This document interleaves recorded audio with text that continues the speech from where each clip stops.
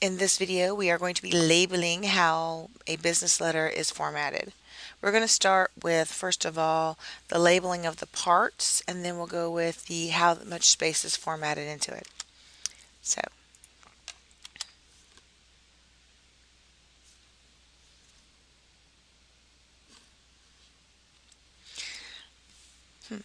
all right, so this is a business letter. I don't want you necessarily to read as much as just kind of look at how it's spaced out.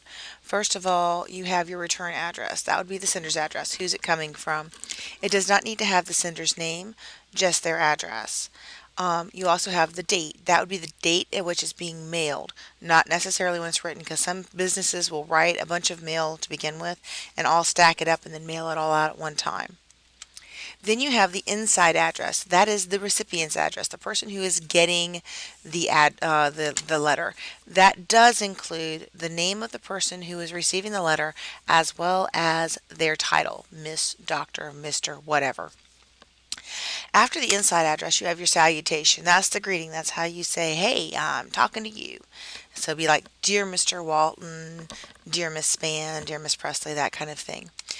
Your body is where the message of your letter is going to be.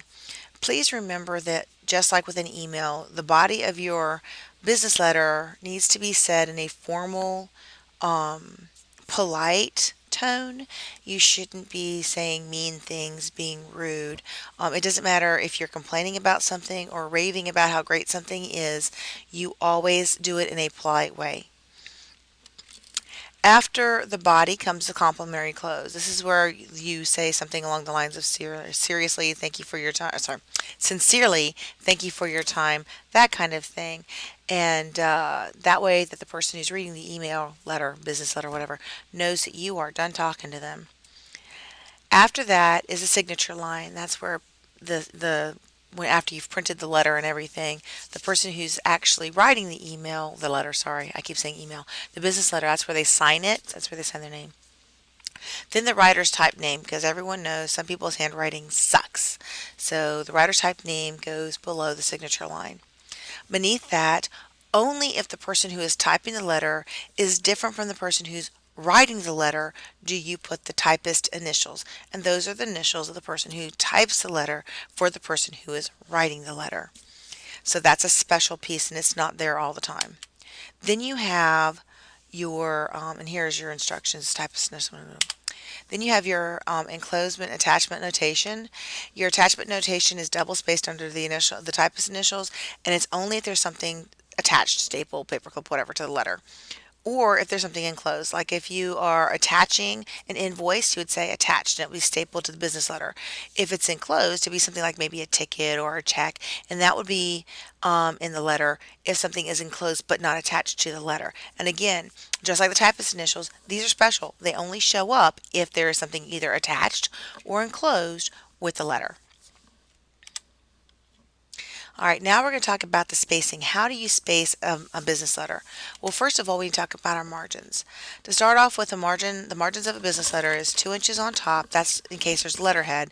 You put it there whether there's letterhead on the paper or not. So it's a 2-inch top margin, 1 inch on either side, and approximately 1 inch on the bottom. If you don't fill up the paper, you're not going to have a 1 inch margin. It'll be more than 1 inch.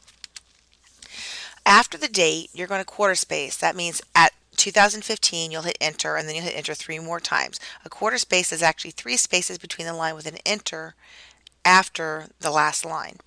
All right, so it's quarter spaced to the inside address or the recipient's address. Then you have a double space, which is 2 enters. That's an enter at the 1905 and then an enter again. And then you have your salutation. So that's a double space. All right.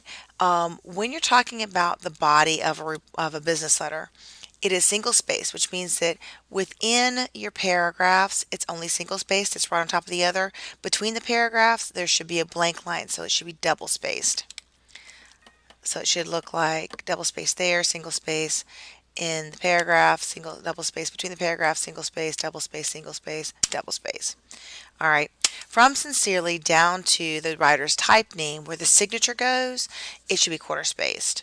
All right, that gives plenty of room for someone to scrawl their signature. All right.